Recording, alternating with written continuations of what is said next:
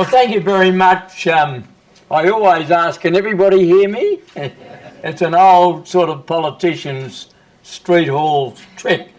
Thank you very much to Hayden Ramsey and Georgina Downer for your very warm welcome. The ancestry of Hayden Ramsey reminds me of that wonderful story told of Alec Douglas Home when he was Prime Minister of the United Kingdom, and he was very friendly with Bob Menzies, and he said, "Bob, of course you realise your name should be pronounced Menzies." And quick as a flash, our longest serving Prime Minister replied, "I'll remember that when I go home." And can I say that I am really honoured to be here at the Australian Catholic University. I've admired the portraiture, and seeing my late and very good friend Cardinal George Pell's portrait reminds me of a wonderful exchange I had with him just after he'd been appointed the Archbishop of Sydney.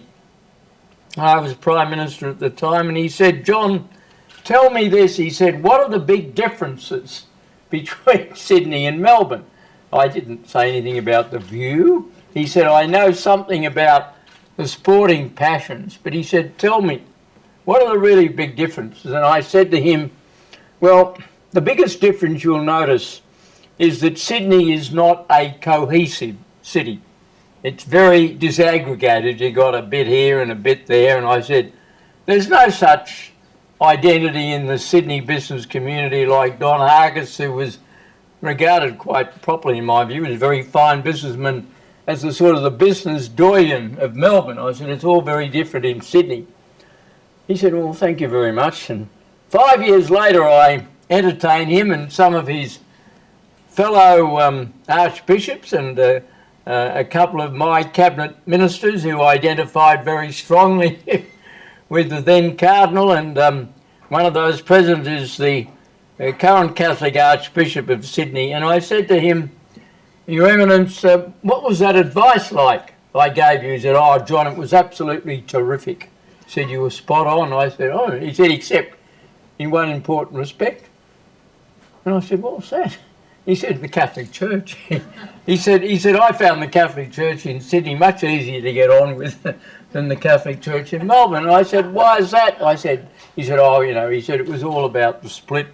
And of course, it demonstrated to me the remarkable sort of intellectual as well as spiritual acuity of the man, that he understood just how lasting had been the impact, and that for a combination of reasons, the leadership of the Labor Party in New South Wales at the time, the leadership of the Catholic Church in New South Wales at the time, meant that so many Catholics who otherwise joined the DLP in Victoria, they didn't do so here in New South Wales, and it held together. But there are two reflections that I offer you at the beginning of what is for me a real pleasure to launch a book about a remarkable man who made me very proud to be an Australian on many occasions. One of the occasions I remember vividly was being in London in the beginning of 2065. I was on the traditional working holiday where you sort of worked in London for a year and then you did Europe and then you returned home. And I had watched the funeral procession for Winston Churchill from Ludgate Hill. I had no access to St Paul's, no special sort of favours of any type. And I was in the company of an English girl who I think was a Tory voter.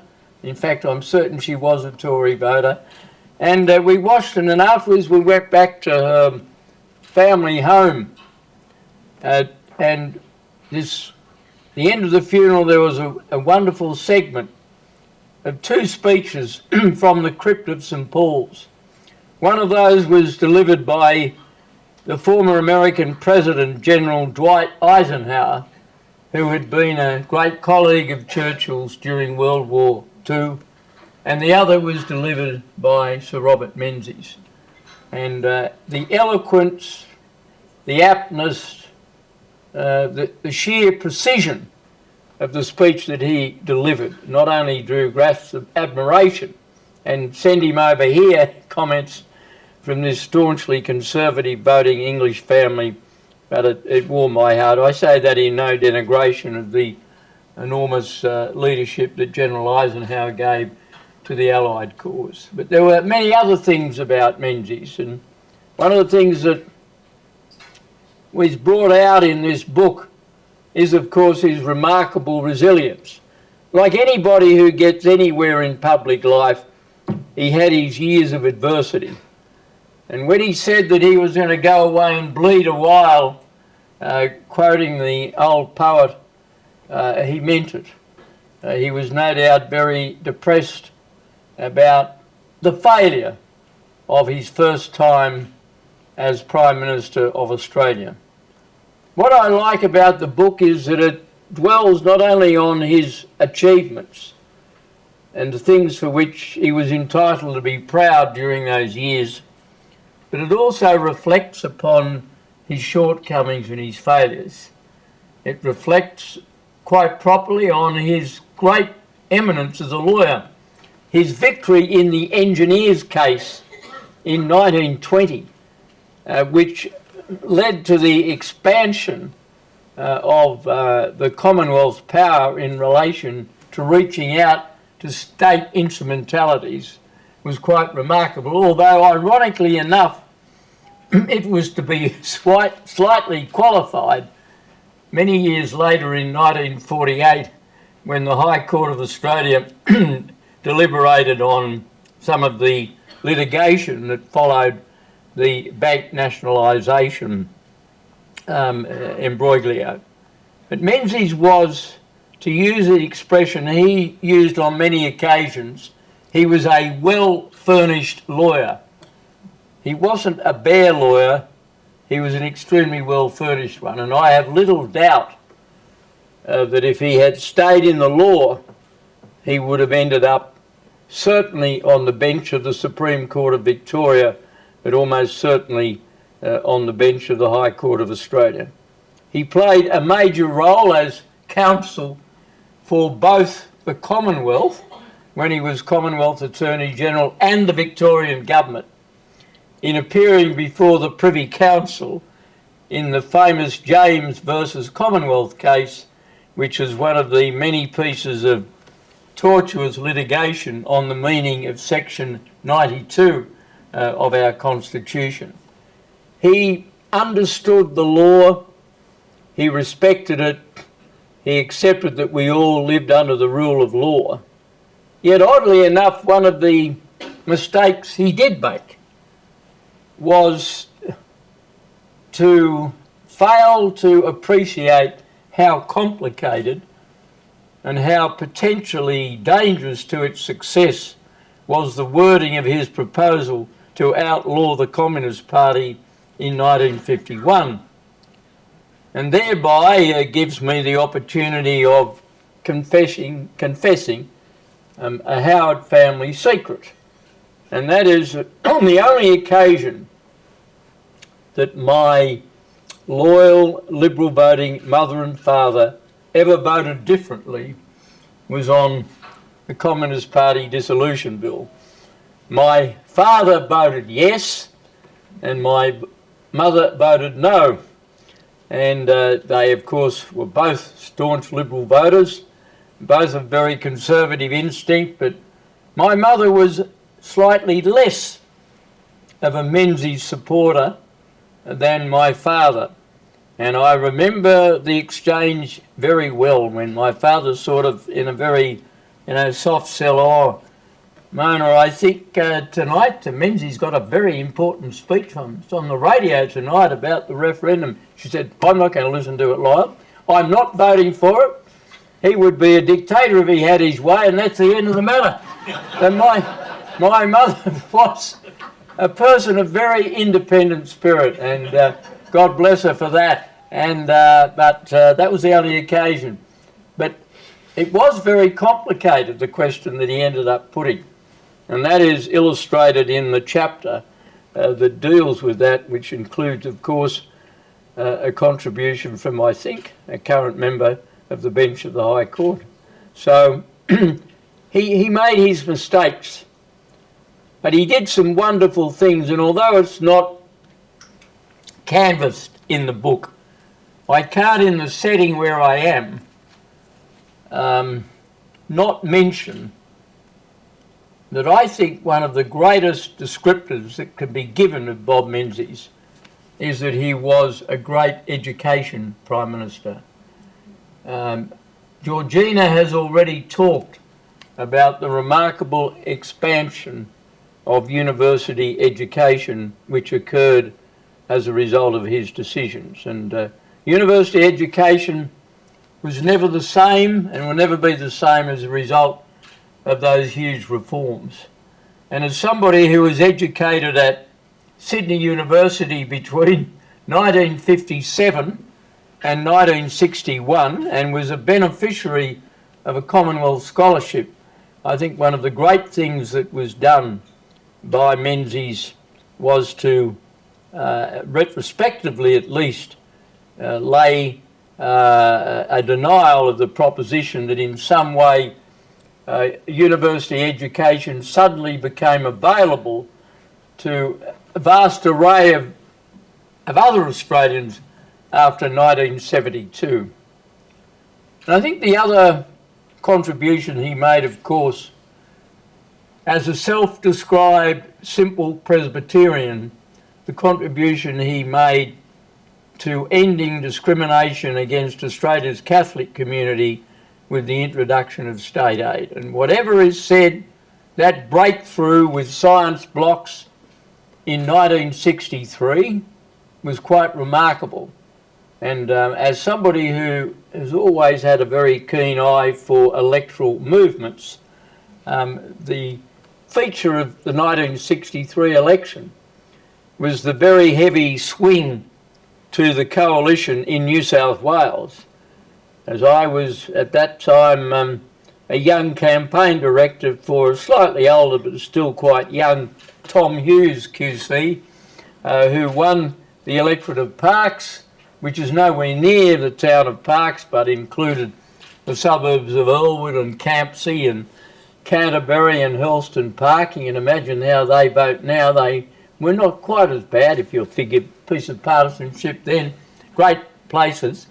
And it was I think that played a very big role, particularly in New South Wales, because the Labor vote had remained much stronger in that state than in other states. But that ended years of discrimination, and it was the beginning of an education system which, for sheer choice, is quite remarkable. 34% of all school-aged children in Australia are now educated in the non-government sector. And as somebody who was the total beneficiary, both primary and secondary, of state government education in New South Wales, I welcome that very warmly. And the great thing that's happened is that over the years the expansion in the independent sector has been in the low fee categories. And I think we have an education system that does provide choice. It's not perfect. It always needs renovation and change. But Menzies was a great believer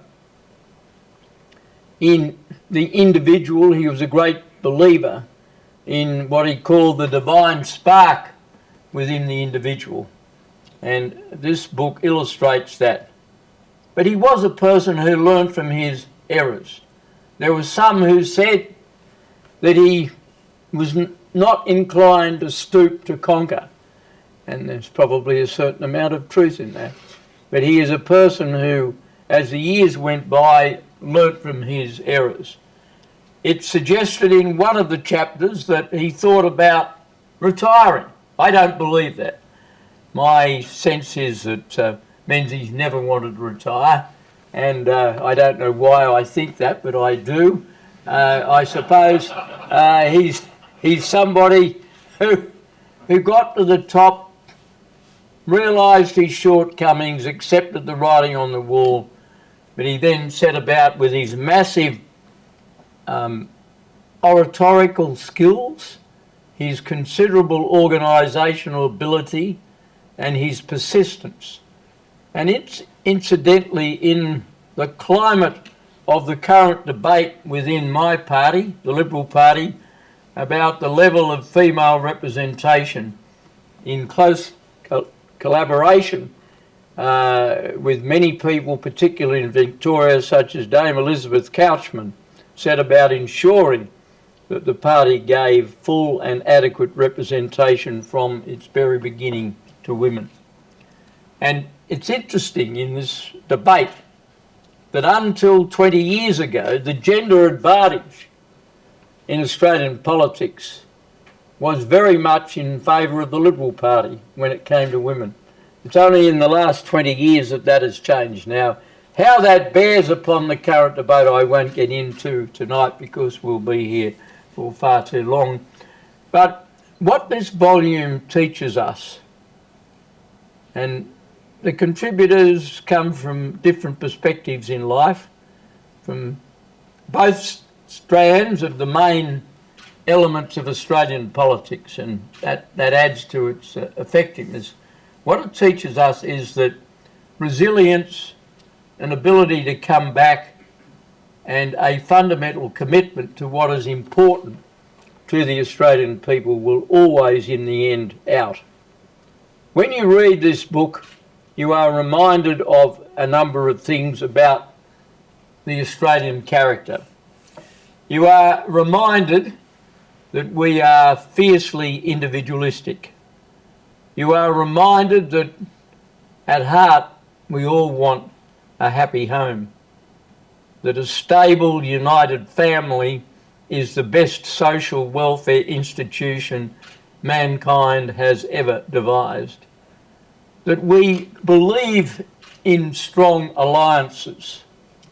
We are not overwhelmed by them, but we believe in them because of their tremendous utility. Of course, it was during the Menzies period that we forged the ANZUS Treaty. It was during the Howard government that for the first time ever, on the advice of my then remarkable Foreign Minister Alexander Downer, we decided to invoke the ANZUS Treaty after the attack on the United States on the 11th September 2001. Menzies was certainly frequently accused of being British to the boot heels. All my reading of him was, yes, like me and like millions of other Australians, I don't apologise for our British origins. I thank the Brits for the good things they've given us. I thank the Celtic scepticism of Australians which rejected the other things the Brits might have given us, such as an aristocracy and a class distinction that we decided not to have. Now, I think that is how we should rest comfortably on that issue. And that was Menzies to a T. And when you read closely his exchanges with Churchill and the arguments they had about the readiness of the British to defend Singapore in the event of a Japanese attack, you have a better understanding. Now, I want to thank the Institute for putting this volume together. I want to thank all of those who contributed it. It's very important that the story of Menzies continues to be told. He's the truly towering figure of Australian politics of the last century, truly. There are other remarkable ones, and I think it's important to remind ourselves of the evident civility in the relationship that he enjoyed with John Curtin and Ben Chifley. I would be a hypocrite to say that he enjoyed the same civility in his relationship with Dr. Evatt. They were not close, But he and Chifley and he and Curtin had a fundamental respect for each other, and it's a measure of that civility that it is something that many people today would wish existed between our leaders. Now, whether it does or it doesn't is ultimately a matter for them to determine, but it is important because in the end the things that unite us as Australians are infinitely more important and more enduring than the things that divide us, and I think this volume will make a great contribution towards a better understanding of the young Menzies, of his resilience, his high intelligence. It deals with many of the criticisms that were made of him, particularly by that vitriolic speech in the House of Representatives in 1938 by Dr. Earl Page, who impugned not only his honour as a politician, but impugned his bravery as a man in relation to his non-service in World War I. It's a wonderful book. I thank those who put it together, and I'm glad to hear that the copies are running out, and I'd be very happy to answer any of your questions. Thanks.